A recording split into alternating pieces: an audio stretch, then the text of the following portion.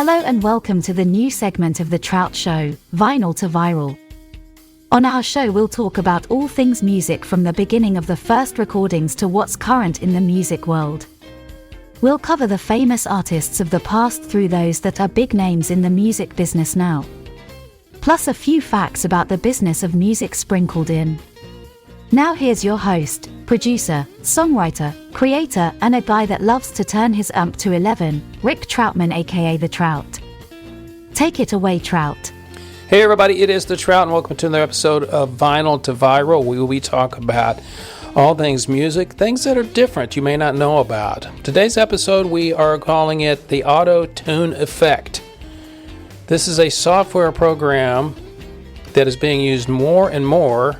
And for people that are listening to this, even you may not even know that it's being used to enhance people's voices. Yep. So let me give you a little bit of history about Auto-Tune. It's a software that was invented by a Dr. Andy Hillebrand. He was an engineer and geophysicist, and he invented it in 1997. We had no idea that it would be used for music. He developed the technology while working for Exxon, initially to analyze seismic data before adapting it to a pitch correction in audio, which was then commercialized by a company called Antares Audio Technologies. Since then, it has been used in countless recordings and even now, live performances. Now, if you're an uninitiated listener and you just listen to the radio or streaming or watch TV, you might be surprised where people are using Auto-Tune. That's the ability to change a pitch in a note to make it spot on in tune. And you might be surprised how many people are using it all the time. It was really, the first time it was used was in 98 when the classic Cher song, Believe, came on, and they did things to her voice that made it sound kind of robotic. And that's kind of where the first use of it. Now, I got exposed to Auto-Tune. It was interesting for me. I was watching a performer in a wine shop one day. It was a single performer. He was singing, and he hit a pedal, a pedal for his guitar and voice on the floor. He hit it, and all of a sudden, he had three-part harmony. And I went up to him and I said, "That's the coolest thing I've ever seen. Tell me about it." And he showed me the pedal, which I immediately went out and got. I hooked it up to my amplifier, my voice for the microphone, and started using it on live performances. Now, it wasn't the greatest thing in the world, but when we were doing my band, we were doing stuff, I could add, some more depth to the voice and sound like three-part harmony. In effect, it really doesn't sound good at all when I hook it up and do it in the studio. That was really my first experience with it.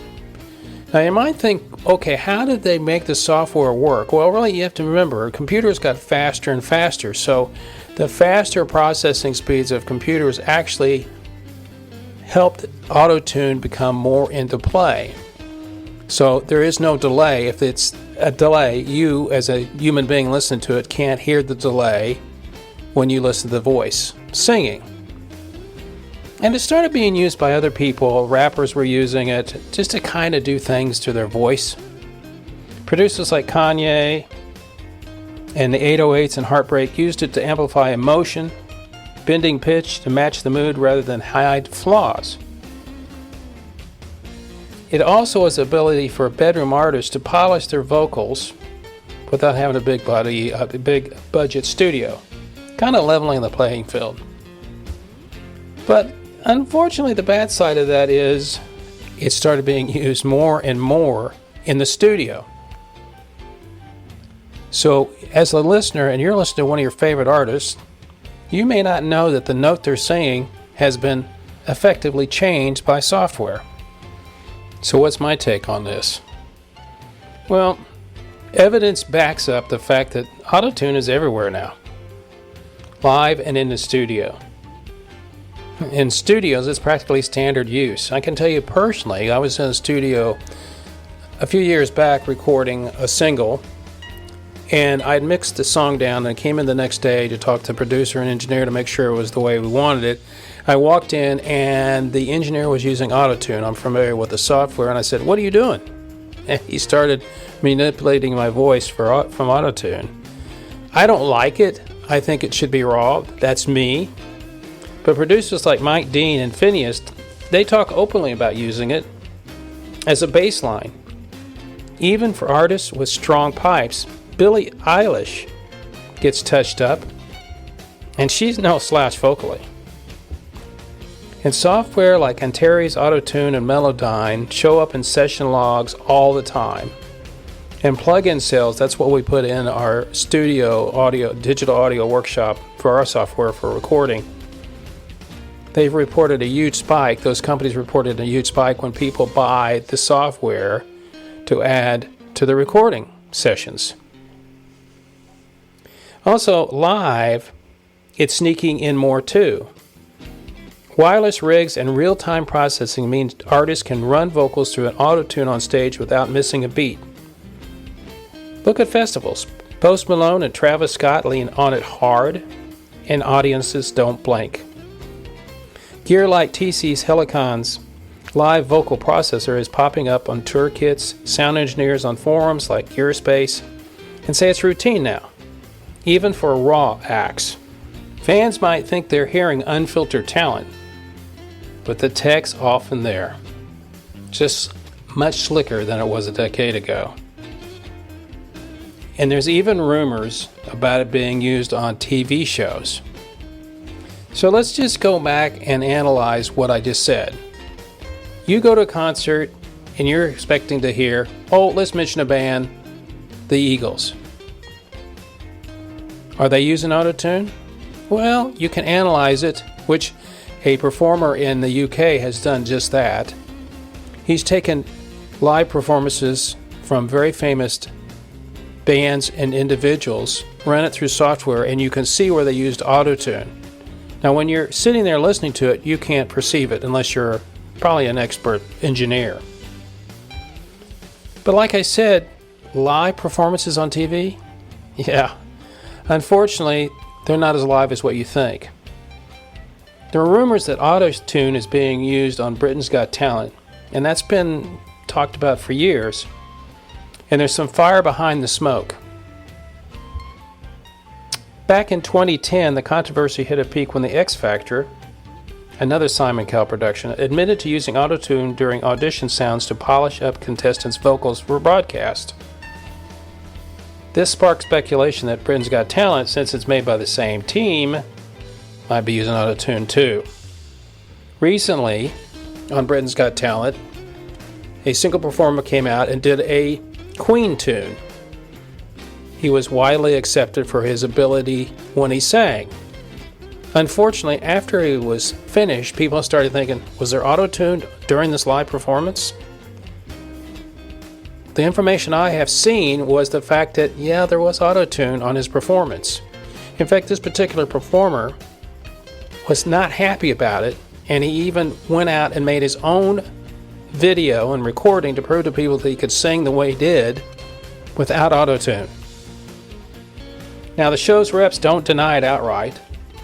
They just said that the tech doesn't unfairly reflect live performances, and judges hear the raw version. Fast forward, and the chatter's still alive.